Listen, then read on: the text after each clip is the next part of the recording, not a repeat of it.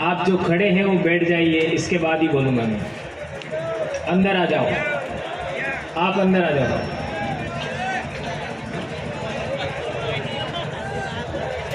भी बैठ जाओ, मंच वाले थोड़ा रिकॉर्डिंग वाले भाई आप भी बैठ जाओ, क्योंकि मेरे को दिखना चाहिए, या फिर इसको इधर ले लो तो मेरे को दिखना चाहिए तो ज़्यादा अच्छा होगा।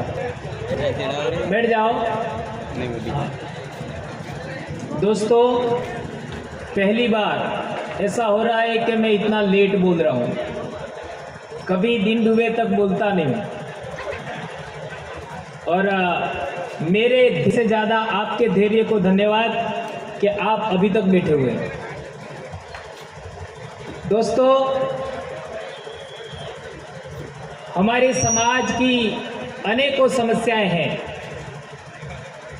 और मेरे आज तक के जितने जन जागरण में बोले गए वचन हैं उनको आप सुनिए। मैंने कभी समस्याओं पर बखान नहीं किया। मैं समस्याओं के कारणों का पता लगाता हूं और समस्या समाधान कैसे होगा ये बताता हूं। तो एक और कार्यक्रम आज ऐसा हुआ है कि पहली बार के हम शहर के अंदर कार्यक्रम दे रहे हैं, ऐसा कभी नहीं हुआ। जो भी परिस्थिति हो, लेकिन एक आज आप लोग इतने टाइम से यहाँ बैठे, कुछ महत्वपूर्ण बातें आपके बीच में मैं कहना चाहता हूँ, उसको दिल में आप उतार के लेके जाइएगा, बेशक समाज को लाभ होगा। आज देश के अंदर हमारे महापुरुष, इनका हम अध्ययन करते हैं तो ओबीसी समाज के लोग हैं, उन्होंने ज्योतिराव फूले को अगरबत्ती किया या अपने घर के अंदर फोटो रखा, लेकिन ओबीसी समाज ने ज्योतिराव फूले की कही हुई बातों का अमल नहीं किया। क्या मैं सही कह रहा हूं? सही है। सही कह रहा हूं या गलत कह रहा हूं? इसी तरीके से एससी समाज के महापुरुष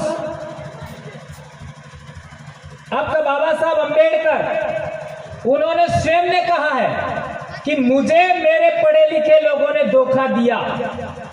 उन्होंने स्वयं ने कहा है। और आज देश आजाद होने के इतने साल बाद भी सिद्ध हो रहा है कि ओबीसी समाज भी बाबा साहब के नक्शे कदम पर नहीं चल रहा है। और आदिवासियों की बात करें, आदिवासी शांति काल में कभी एक नहीं हो सकते, संकट काल में आदिवासी एक जरूर होते हैं। तो अब इस धरती से सदा के लिए आदिवासियों को समाप्त होने का अवसर आ गया है। क्या हम अभी भी टिकट खेलेंगे? ये सोचने वाली बात है। ये हालात जो आज आपके पास में है वो कल हमारे भी थे। हमने टिकट खेलने वालों का एक तरीका बनाया कि तुम किस तरीके से तुम्हारा सिलेक्शन होगा, किस तरीके से तुमको अधिकतम वोट मिलेंगे और किस तरीके से तुम वहां जाओगे विधानसभा और लोकसभा में, उसका हमने तरीका बनाया। और वहां जाने के बाद भी तुम्हारी नाक में हम नकेल कैसे रखेंगे, इसका भी हमने तरीका बनाया। और मेरे पूर्वज भी धार जिले से गए हैं, लेकिन धार जिला वालों ने यह सबक नहीं सीखा। यदि सीख लिया होता तो ये नौबत नहीं आती। ये मैं रतलाम झाबुआ में तो रोज बोलता हूँ, रोज का मतलब है महीने 2 महीने में बोलता हूँ, तो वे लोग काफी कुछ उनमें परिवर्तन आ गया। धार में दूसरी बार बोल रहा हूँ, पहले भी मनावर में बोला था, आज भी मनावर में बोल रहा हूँ। परसों ही अलावा जी का फोन आया कि कुक्सी पधारिए। मैंने कहा यार पहले तुमने मनावर में बुलाया था और अभी 7-8 दिन हो गए, मनावर वाले आए थे मेरे पास में और सभी लोगों को इनविटेशन देने के बाद लास्ट में मेरे पास आए थे और मेरी मजबूरी बन गई। मेरे घर पे जिसने खाना खा लिया, पानी पी लिया, चाय पी लिया, मैं उसके घर जरूर जाऊंगा,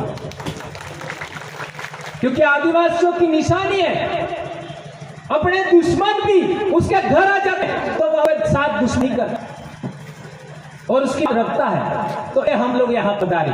मैं यहाँ पर बहुत महत्वपूर्ण, मैं अक्सर राशि पर बोलता हूँ, लेकिन कोई ओबीसी का आदमी मेरे से बहस कर ले ओबीसी के बारे में, तो उसको पता लगेगा कि मैं ओबीसी के बारे में कितना जानता हूँ। कोई एससी का भाई मेरे से एससी के बारे में बहस कर ले, तब उसको पता लगेगा कि मैं एससी के बारे में कितना जानता हूँ।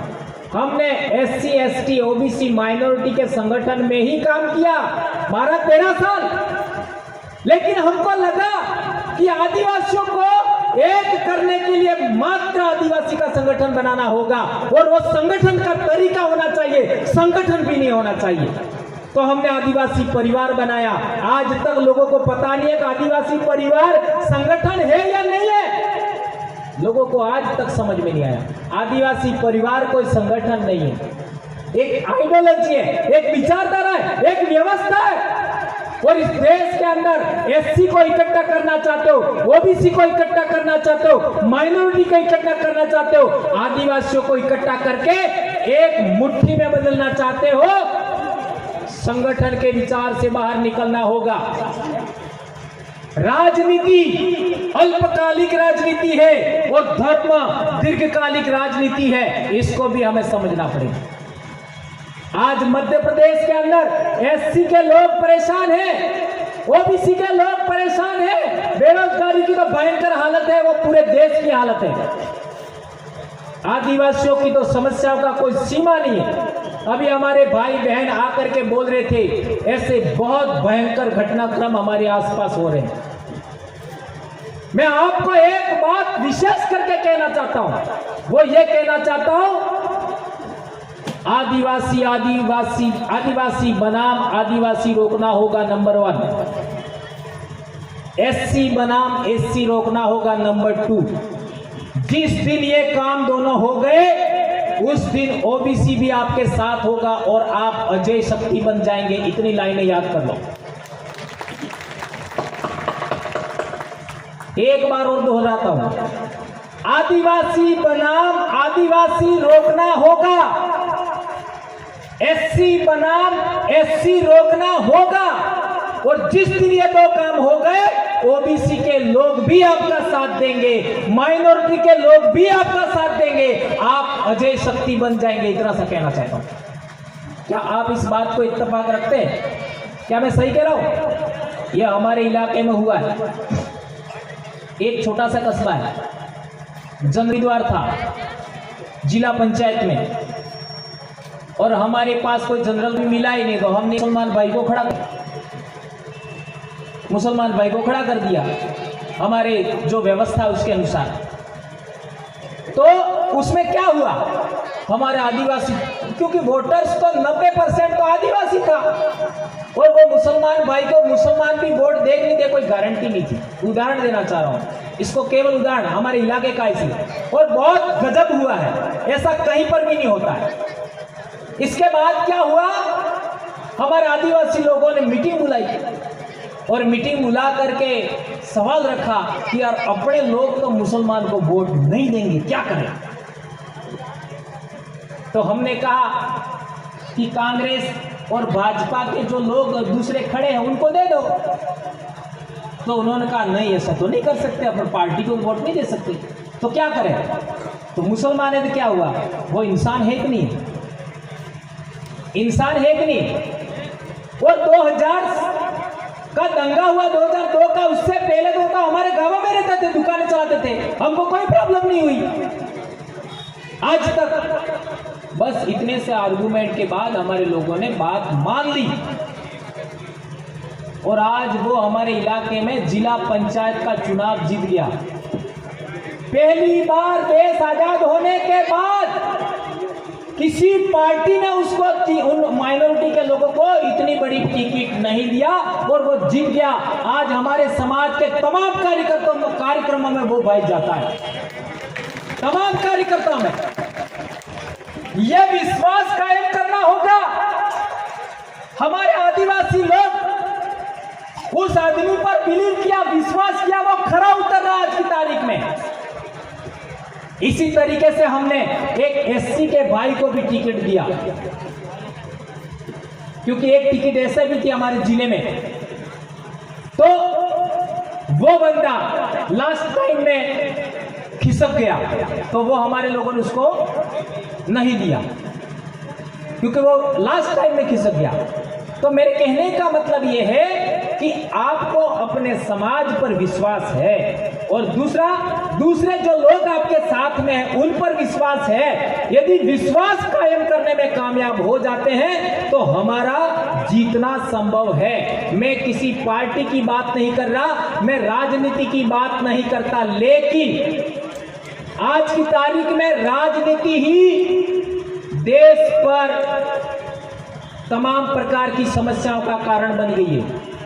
आज सुप्रीम कोर्ट देख लीजिए, सुप्रीम कोर्ट के जजमेंट देख लीजिए, इन जजमेंटों का लागू नहीं होने का कारण भी राजनीति है। देश में बेरोजगारी का कारण भी राजनीति है, जल जंगल जमीन छीनने का कारण भी राजनीति है, अत्याचार दमन शोषण नहीं रुकने का कारण भी राजनीति है। इस राजनीति का परिमार्जन करना ही होगा, करना ही होगा, और वो तब तक नहीं होगा जब तक आप पूना पैक्ट को नहीं समझेंगे, पूना पैक्ट को नहीं समझेंगे। और ये समझाने के लिए मेरे पास समय नहीं है, शॉर्ट ट्रिक समझाता हूं। शॉर्ट ट्रिक ये है कि हमारी रिजर्व जो सीट है, हमारी जो रिजर्व सीट है, उस पर जब तक आदमी उनके द्वारा सेलेक्ट किया हुआ जाएगा तुम्हारी समस्याओं का समाधान कभी नहीं होगा। जाओ, तुम्हारे द्वारा सेलेक्टेड आदमी वहां जाना चाहिए। एक लाइन में जवाब है इसका, उनके द्वारा सेलेक्टेड आदमी नहीं जाना चाहिए, तुम्हारे द्वारा सेलेक्टेड आदमी जाना चाहिए। और जब ये करने के लिए बैठोगे तो तुम्हारे अंदर सिलेक्शन की बात आएगी तो एक आदमी खड़ा होना चाहिए, दो खड़े होने चाहिए, वहां 50 खड़े हो जाते हैं, उनको कैसे रोकें? यह है तरीका, यह है बात। उसके लिए हम लोगों ने जनप्रतिनिधि सिलेक्शन प्रणाली बनाई है, और यह जनप्रतिनिधि सिलेक्शन प्रणाली आप लोगों ने समझ ली। ये मैं मंच पर नहीं बोल सकता, मैं जानता हूं लेकिन बोलूंगा नहीं। हमारे इसके लिए ट्रेनिंग देने वाले लोग हैं। जनप्रतिनिधि सिलेक्शन प्रणाली को आप समझोगे तो ही 2023 में आप सफल होंगे। मैं पुनः यहां से कह के जा रहा हूं, वरना आप सफल नहीं होंगे। लिख लो आज ही, साइन चाहो तो मेरी साइन कर देता हूं मैं, मेरे साइन दूसरा कोई नहीं कर सकता। नहीं जीतोगे, गारंटी दे रहा हूं। यदि आप लोगों ने इस बात को रोका, कौन सी बात को? एक सीख हो जाए आदमी, उन्हें कैसे तरीका नहीं सीखोगे तो लोग नहीं हो सकते। इस बात के हम लोग इस देश को बार सजेशन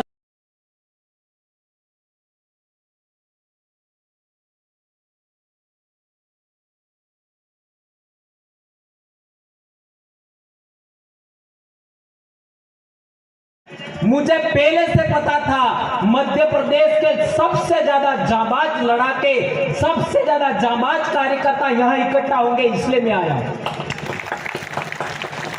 और जांबाज लड़ाकों को यही मैंने आने वाले समय में जो समस्याएं हमारे समाज के सामने आने वाली है, आपके सामने आने वाली है, उसका थोड़ा बहुत भी आपको मैंने समझा दिया तो मैं सफल हो जाऊंगा, ऐसा सोच करके मैं आया हूं। इसलिए मेरे भाइयों, आप लोगों से बार बार अनुरोध है मेरा, एक बात गांठ बांध लीजिए, आज के बाद कभी भी आदिवासी बनाम आदिवासी नहीं करेंगे, एससी बनाम एससी नहीं करेंगे, ओबीसी बनाम ओबीसी नहीं करेंगे, माइनॉरिटी बनाम माइनॉरिटी भी नहीं करेंगे, क्योंकि हम मुस्लिम भाई भी सुन रहे हैं।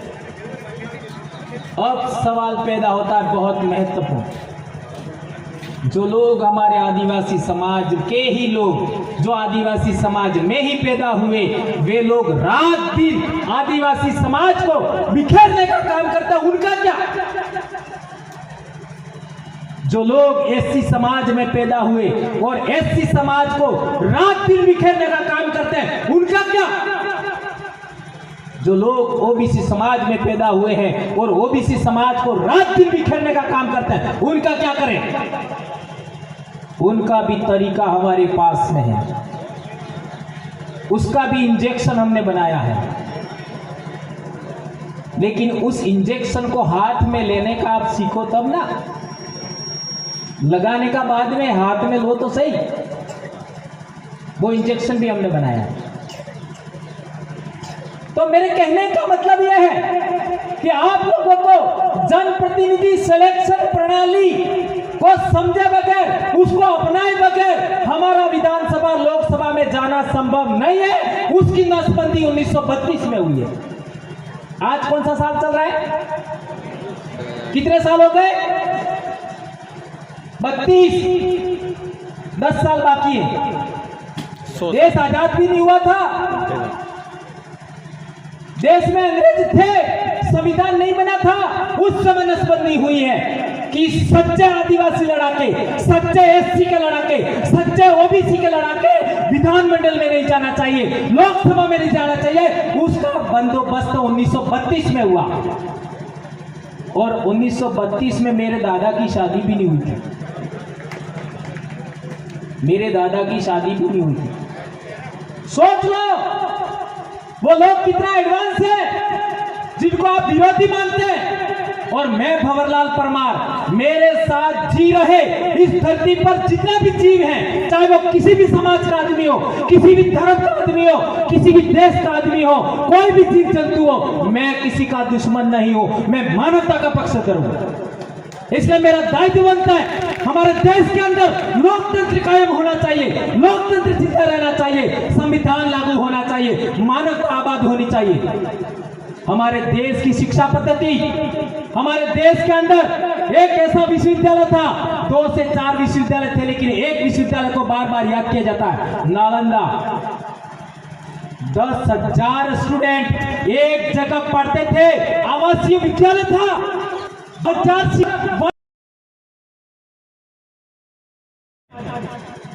वो उस तरीके गुरु का हम कायम चाहते, तो हम लोगों को राष्ट्रवाद की परिभाषा दूसरी बनानी। राष्ट्रवाद क्या है? हमारे राज्य सभी जीवों का कल्याण होना चाहिए, यह सच्चे राज की परिभाषा होनी चाहिए। इसको आप जिएंगे, ऐसा मैं विनम्र अनुरोध करना चाहता हूं। दोस्तों, मैं बार बार कहता हूं आपको एक बात कि आप लोग यदि डेमोक्रेसी के अंदर, आप लोक के अंदर संविधान को मानते हुए, कानून को मानते हुए आप विधानमंडल में जाना चाहते हैं, लोकसभा में जाना चाहते हैं, आप एक बार जनप्रतिनिधि सिलेक्शन प्रणाली कैसे होगी और इसका इंप्लीमेंट कर क्या लाभ होगा, उसका हमारे राजस्थान के लोगों से एक बार आप शिक्षण जरूर लेंगे, ऐसा मैं कहना चाहता हूं। आपको वहां नहीं आना है, वो लोग आपके पास आएंगे कि आपका और मेरा खून एक है। ये कहना चाहता हूं, यदि आप भील हैं, भिलाला है, बारेला है, तो भी भंवर परमार और आपका खून एक है, उसको कोई माई अलग नहीं कर सकता। ये मैं बार बार कहना चाहता हूं। ये रामदेव काकोड़िया, यारा लोकेश मेरा छोटा भाई, कोचार भाई, सुमेर भाई कितना बढ़िया बेहतर बोले, और बहुत सारे बात कितना बढ़िया बोले, लेकिन क्या कारण है कि हम लोग पुलिस केस सज जाते हैं? अभी हम लोगों को थोड़ा सा और मंथन करने की जरूरत है। मैं उसके बाद ज्यादा बात नहीं। एक इंपॉर्टेंट बात, ये बहन आई थी, उनके लिए आप लोग जो भी थोड़ा बहुत न्याय दिलाने में सक्षम हैं, क्योंकि यहाँ पर हमारे से ज्यादा लोग रहते हैं और आप सक्षम हैं, आपके ऊपर कोई प्रश्नवाचक नहीं लगा सकता। पूरे देश के अंदर, पश्चिमी भारत के अंदर आदिवासियों के संगठन है, वो सबसे ज्यादा ताकतवर है, सब लोग जानते हैं, और आप उनको न्याय दिलाएंगे ऐसा मैं मानता हूं। एक इंपॉर्टेंट बात और कहना चाहता हूं मैं, 30 तारीख को हमारे पूरा बहुत बड़ा कार्यक्रम हमारे राजस्थान में हो रहा है। या कम से कम 10 से 12 लोग बोलने वाले आने वाले, काम में हुए हमारे एमएलए साहब ही आने वाले थे, वो सब ड्यूटी बढ़ा दी हमने। मैं ये कहना चाहता हूं कि आप लोगों को वहां पधारना है, वहां पधारना है, वहां पर को बोलना है। भले मैं बोलने से जाऊं चलेगा, भाई बोलने से रह जा चलेगा, लेकिन आप एक बार आइए। अब एक बार, कई भाई हमारे ये 8-10 भाई यहाँ बैठे हुए जो कई बार वहां राजस्थान में आए, जैस के मेरा अभी मामला हुआ उसमें भी आए थे, बोले। मैं दिल से सल्यूट करता हूं तमाम भाइयों को, लेकिन वहां आप आइए और आप हमारे लोगों से जुड़िए और हम आपसे जुड़ेंगे। आदिवासियों की एक समस्या है, एससी समाज की एक समस्या है, ओबीसी समाज की भी एक समस्या है। वो अपने साथ सबको जोड़ना चाहते हैं, लेकिन वो किसी के साथ जुड़ना नहीं चाहते। समझ रहे? मैं आपको मेरे साथ जोड़ना चाहता हूं, लेकिन मैं आपसे नहीं जुड़ना चाहता हूं। मैं क्या समझता हूं? हर एक आदमी क्या समझता है जो बड़ा लीडर है? ये लोग मेरे कहे अनुसार चलने चाहिए। हम लोग ऐसा नहीं करते। हमारी जो राय बनती है वो ही फाइनल। आदिवासी परिवार का अध्यक्ष कौन है मालूम है आपको? आदिवासी परिवार का संयोजक कौन है? अध्यक्ष कौन है? प्रभारी कौन है? आम राय है, वह आदिवासी परिवार का अध्यक्ष है। आम राय। मैं अध्यक्ष नहीं हूं, न कांतिभाई अध्यक्ष है, न राजकुमार अध्यक्ष है, कोई नहीं है। आम सहमति, आम राय है, वही अध्यक्ष है। अभी हमारे पिछले 2018 से कुछ साथी हमारे से अलग हो गए। क्यों अलग हो गए? इन टिकटों के चक्कर में। अभी हम लोगों ने पिछले कुछ 2-4 दिनों से हम लोग अभी उनके से सहमति ले रहे, चर्चा कर रहे, तो वो तो उसी तैयारी में बैठे थे कि वो हमारे पास कब आए, हम लोग उनके साथ जुड़े। हमारा सुलह हो रहा है और सुलह हो जाएगा। हमारे तमाम प्रकार के लोग हमारे से दूर है, वो हमारे साथ जुड़ जाएंगे, इसकी गारंटी मैं आपको यहाँ पर अभी दिन डूबे दे सकता हूँ। तो आप लोगों से मेरा अनुरोध है कि जो लोग हमारे समाज से, हमारे संगठन से अलग हुए हैं, उनको भी हमें जोड़ना चाहिए। मैंने अलावा जी को यह भी कहा, इस पंचायत में जाने के बाद तुम्हारे पास भी हम आएंगे, भले वो आज आए, कल आए, परसों आए, कभी भी आएंगे। और यदि आप हमारी बात सुनते हैं तो हम सलाह मशवरा करके एकजुटता कायम करने का भी प्रयास कर सकते हैं, यदि दोनों गुट हैं वो सहमत हो तो। ये भी हमने बोला है। तो आप लोगों से विशेष करके मेरा जितने भाई यहाँ पर आए हैं, मैं हर बार जो बातें ज्ञान की बताता हूँ वो यहाँ पर नहीं बता पाया, क्योंकि आपने इतने क्वेश्चन, इतनी समस्याएं गिरा दी कि इन समस्याओं का समाधान आप लोगों ने खोजा था, उसके बारे में मेरा बोलना जरूरी हो गया। आप लोगों को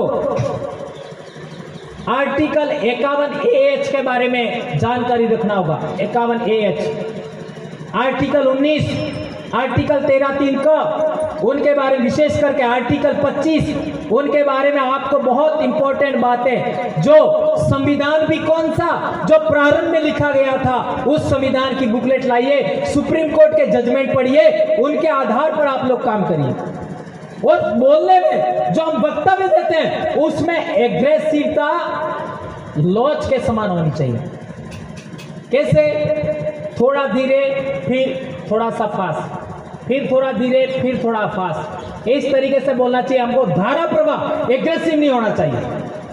और किसी भी तरीके से हमारा गुस्सा मारना सीखना होगा। मेरे को भी, मैं बहुत ही आपका गुस्सेल आदमी हूं, लेकिन मेरे को एक आदमी ने बताया था, भंवरलाल गुस्सा मारना सीखना होगा। और मैंने गुस्सा मारना सीखा, आज मैं बहुत सहनशील बन गया हूं। अभी मेरे को कोई भी लोग गाली देते, मेरे को कोई फर्क नहीं पड़ता। बहुत कुछ अनाप शनाप कहते हैं, मेरे रंग के बारे में भी बात करते हैं। मैं 2011 में इस बीमारी से ग्रसित हुआ, लेकिन यह बीमारी से ग्रसित होने के बाद मैं सबसे ज्यादा फेमस हुआ। मेरे फोटो आगे के नहीं मिलेंगे, क्योंकि मैं तो 2002 से काम करता हूं समाज में, लेकिन 2011 में मेरे को हुआ, उससे पहले कई फोटो नहीं मिलेंगे। फेसबुक पर एक फोटो मिलेगा मात्र। आज लाखों लोगों के पास मेरे फोटो, लाखों, और न जाने कहां लोग सुनते हैं। ये बीमारी होने के बाद मैं और ज्यादा फेमस हुआ। उसका कारण यह है कि मैंने जो जानकारी हासिल किया, वो परिपक्वता हासिल किया, बोलने का तरीका विकसित किया, वो चीज आप लोगों को पुनः कायम करना होगा, आपको भी सीखना होगा।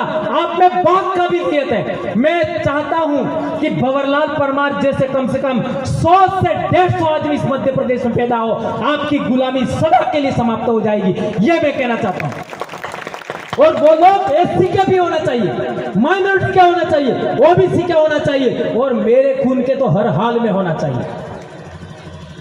और मैं वो पोटेंशियल आप में है, वो काबिलियत आप में है, बस थोड़ा सा आपको प्रशिक्षण लेने की जरूरत है, केडर लेने की जरूरत है। और एक बार पुनः कहना चाहता हूं, जयस संगठन को बिखरने से रोकना है, इसको मजबूत बनाना है।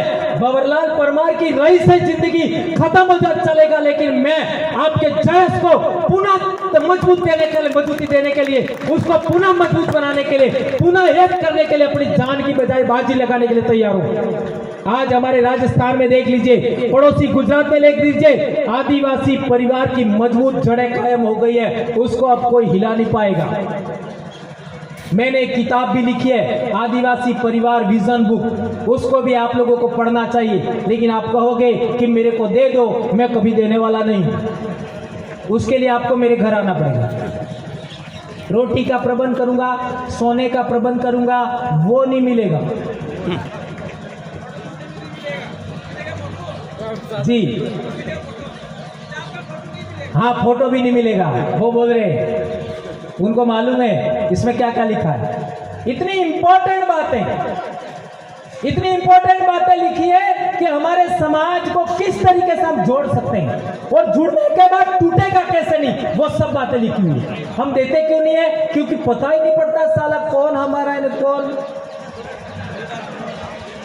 आगे नहीं बोलता हूं। बहुत सारी बातें आप लोगों ने सुनी, इतने टाइम तक आप बैठे, और एक दो साथी हमारे बीच में और हैं, उनको भी सुनना है, इसलिए मैं अपनी बात को जितनी कह दी उतना ही। लेकिन एक बात जो मैंने बार बार बोली उसको याद, आदिवासी बनाम आदिवासी नहीं, एससी बनाम एससी नहीं, ओबीसी बनाम ओबीसी नहीं, लेकिन जो लोग हमारे समाज के आदिवासी होकर के आदिवासी के विरोध में काम करते हैं, उनको कैसे रोका जाए, उसका इंजेक्शन हमने बनाया है। उस इंजेक्शन को आप लोग एक बार समझने के लिए तैयार हो जाएंगे। इतनी बात मैं कह करके अपनी बात समाप्त करता हूं। जय आदिवासी, जय जोहार, जय भील प्रदेश।